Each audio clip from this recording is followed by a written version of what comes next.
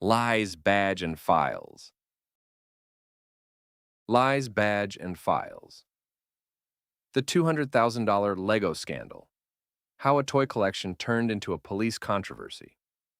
Imagine owning one of the most valuable private Lego collections in the country. Years of collecting. Rare sets, limited editions, items that can never be purchased at retail again. Now imagine discovering that much of that collection is allegedly missing. Then imagine that when someone starts investigating what happened, the story suddenly becomes about police, arrests, search warrants, lawsuits, and accusations that reach far beyond a simple business dispute. Welcome to one of the strangest controversies to hit the internet, a case involving a collection reportedly worth as much as $200,000. A popular YouTube investigator known as Reckless Ben, hanging out. a growing battle between private At citizens, this point, we business realized what's owners, going and on. law enforcement. Yesterday, I told Brandon question that that our continues to plan divide is to now viewers sue them online. personally. We could just sue you guys personally and do the whole thing again. We would obviously win again. It seems like they're getting so desperate that This they're going to is the resort story back of to the the same strategy they $200,000 used in the Lego last scandal. video. You know what's really funny is questions that after you follow. left, I got a call. Anyways, even though we were passing every single drug test they gave us, they were still not going to let us go until we told them where the drugs were. Your eyes, for example, right? Right. There's a constriction, which is dilated, and then Do you not. notice it? So I haven't been looking at the same thing. I'll show him. Look, go ahead and look at him. Oh, look at you? Yeah. You do see it? So It's crazy. I have no idea because I've never done any drugs in my life. I don't do drugs. I don't do alcohol. I've never done any of that in my life. I'm willing to do any drug tests. yeah. Like, I'm very cooperative. I don't understand, what you're seeing in my eyes. I'm gonna have a discussion with this officer. And then the police department illegally redacted this conversation too. My guess is that they acknowledged that it's very obvious we don't have drugs on us, but they were going to try and pressure us into giving some type of false confession anyways. I'm not sure if you're lying to me or not.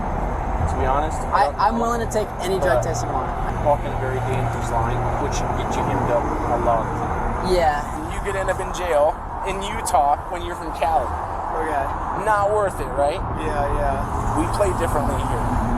Does that make sense? Yeah. I'm willing to cooperate with you guys and do anything you want me to because I'm not hiding anything. I can promise you that. I promise. We weren't giving the police a false confession like they wanted, so eventually I guess they just got tired and let us go. We'll let you guys go now, but you're walking a thin line. Just be mindful of that. Does that make According to public reports, the controversy began with a valuable collection of Lego Star Wars sets and memorabilia. The collection allegedly belonged to a collector who placed portions of it on consignment through a Bricks and Minifigs location in Oregon. Consignment arrangements are common. A collector leaves items with a business. The business sells those items. The owner receives payment according to the agreement. Simple, at least in theory. But according to allegations made by the collector, things did not go as planned. Ownership of the store changed. Questions arose regarding inventory, and the collector claimed that a significant amount of his property had not been returned. As the dispute grew, accusations began flying from multiple directions. The business disputed many of the claims. Supporters of the collector argued that valuable property had disappeared. Others argued that the situation was more complicated than internet commentators were making it seem. At first, the story looked like a business disagreement. Then a YouTuber entered the picture. His name was Benjamin Schneider, better known online as Reckless Ben. Ben had already built a reputation for investigating unusual stories, controversial organizations, and internet mysteries. When he began examining the Lego controversy, viewers took notice. His videos quickly gained traction. What might have remained a niche dispute suddenly became a viral internet phenomenon. Millions of people started paying attention. Every new video brought more questions, more theories, more scrutiny, and more pressure on everyone involved. As the investigation expanded, Ben and his supporters argued that serious questions remained unanswered. They claimed there were inconsistencies, missing inventory, conflicting explanations, and unresolved issues surrounding the collection. Meanwhile, critics argued that the situation was being sensationalized online, and that viewers were hearing only one side of a complicated dispute. But then something happened that changed the He story lied to completely. you guys saying that we had heroin on us, and we did a 3-hour search of the car yesterday. We found no heroin in the car. He's going to make up any lie he can to get us arrested. We are doing things the legal way, the correct way. The reason he's hiding in his house is because he's the criminal. If something doesn't look good, it doesn't look good for him, not for us. Go the legal process, Which is find what an we're actual doing, yeah. process server. She is an actual process server. And what is your guys' relationship? I just met her today. Well, maybe just have someone not affiliated with you. That's her. Yeah, we have no I relationship. That's why she's here. her. Yeah, that's why she's here. We have no relationship, and that is she is the exact person that you were describing. I always thought that the police were supposed to remain unbiased, and if they were going to take a side, they definitely shouldn't take the side of the criminal. But I guess I was wrong. However, I'm not doing anything illegal. I'm literally just following the instructions of the court, so the police can't stop me. Okay, have a good rest of your day. Okay, see ya. Finally leaving, it's time to game plan how to serve Josh. But then, you guessed it, we got the police called on us again. Oh, sure. The For what? paper? The serving paper? Yeah, Here you go. Well, they think it's a false case? What the heck? Thank you for holding. How can I help you? Trying to speak with someone to verify if a case is, just verify if a case is real. Yeah, looks like a real small claims case in our court. Okay, thank you for your help. That's all for today. Thank you. I think this phone call was the breaking point for the police. I was rubbing his chin. The police couldn't handle the fact that I was right and they were wrong. Hello. For me. Okay. Okay, we're trying to find you back. Am I being arrested? You're under arrest right now. Really?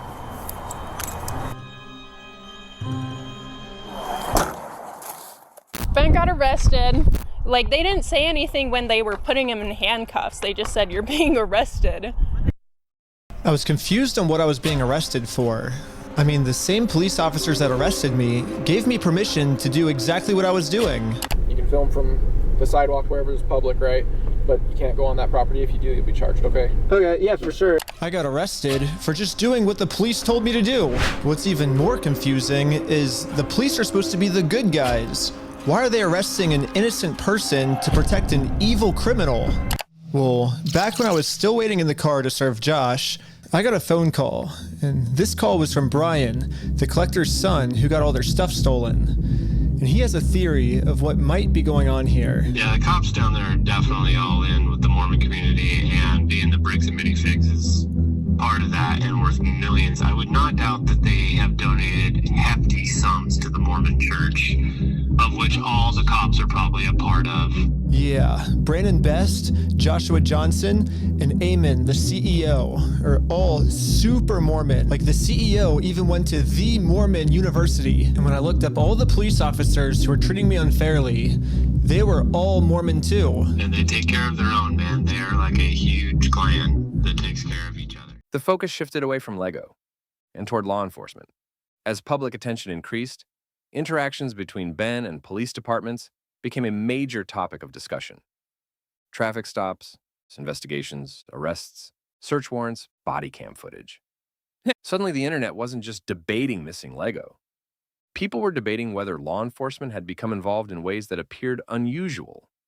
Supporters of Ben questioned whether police were treating him differently because of his investigation. Critics rejected those claims and argued that police were simply responding to complaints and following legal procedures. That disagreement remains one of the most controversial aspects of the case. One side sees ordinary law enforcement activity. The other sees a pattern that raises concerns. And that's where the story becomes especially important. Because public trust depends on the appearance of fairness. Even when officers are acting within the law, questions arise when members of the public believe certain individuals are receiving special treatment or additional scrutiny. Those perceptions matter.